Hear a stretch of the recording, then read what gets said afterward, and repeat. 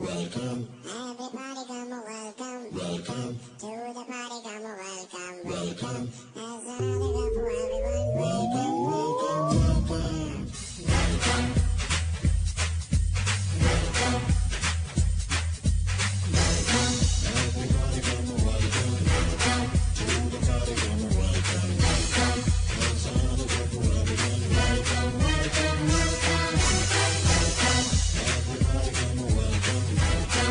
welcome, welcome, welcome. Everybody come on, welcome, welcome to the party, come on, welcome, welcome. There's another cup for everyone, welcome, welcome, welcome. Good morning, myself Dr. Manju Kumari. Today I am going to teach in BSc Part 1 Honours. Today's topic is red rot disease of sugarcane. This is a disease found in sugarcane, and today I am discussing about this disease. The red rot disease जो है वह पूरे Bihar UP में बहुत ज़्यादा पाया जाता है और ये बहुत सारे शुगरकेन के खेतों को मीन्स गन्ना के खेतों को नुकसान पहुंचाता है, फसल को बर्बाद कर देता है। तो पहले हम लोग देखेंगे क्या the disease red rot disease sugarcane is caused by a fungus named colletotrichum falcatum found almost all the sugarcane growing areas. यह जो डिजीज है वह करीब जितने भी सुगरकेन ग्रोइंग एरियाज है सब जगह पाए जाते हैं, मोस्टली यूपी एंड बिहार में पाए जाते हैं।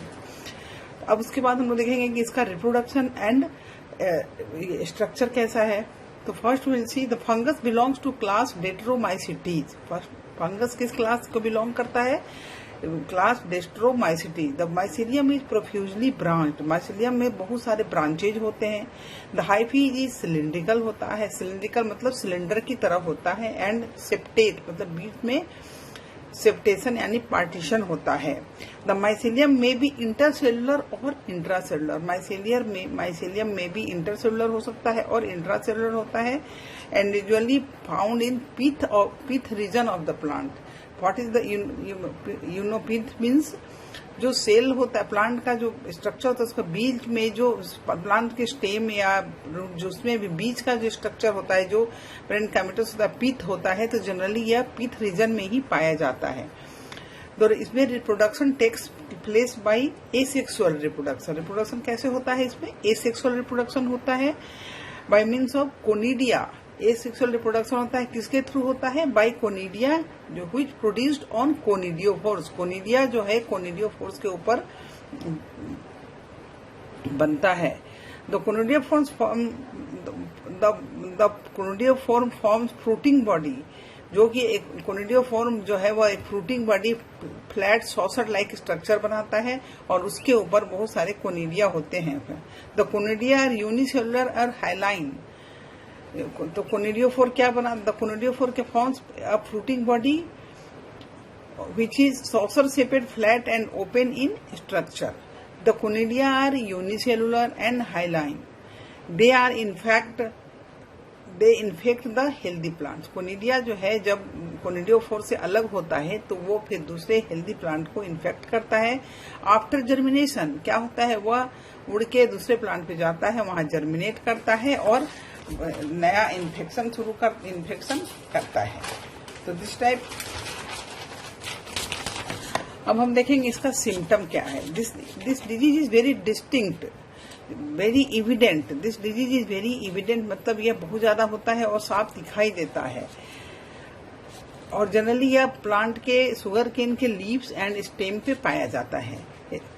उसमें फर्स्ट हम देखेंगे क्या? The primary infection in colour of leaves change from green to grey and further, और उसके बाद लीव जो है डाउनवर्ड हो जाता है।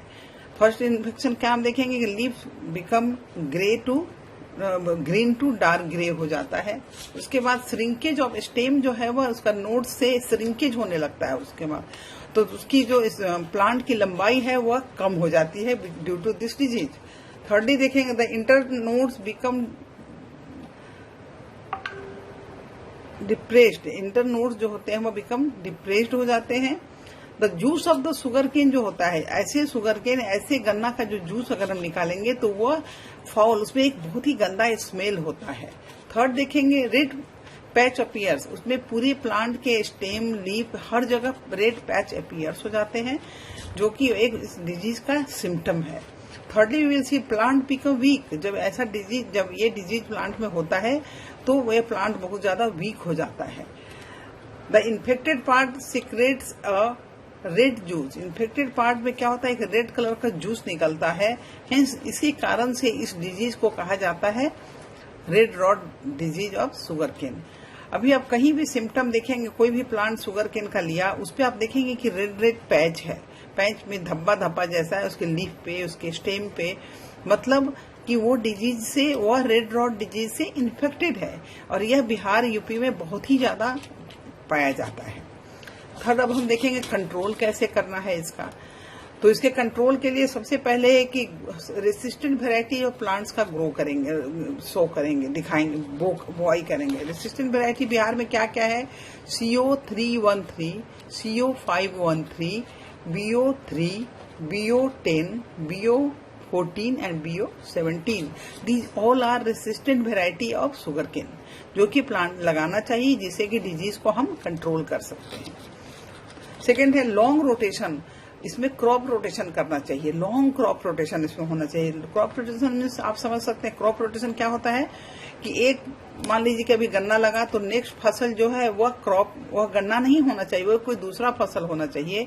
तो उसके बाद तो इसमें लॉन्ग को मतलब एक दो फसल दूसरा लगाया जाना चाहिए, और तब फिर उसमें शुगर केन लगना चाहिए। तो रोटेशन में लगना चाहिए जिससे कि वो जो फंगस है इस प्लांट को इन्फेक्ट ना करे। थर्ड है infected plant should be burn, जितना भी इन्फेक्टेड प्लांट है उसको जला देना चाहिए।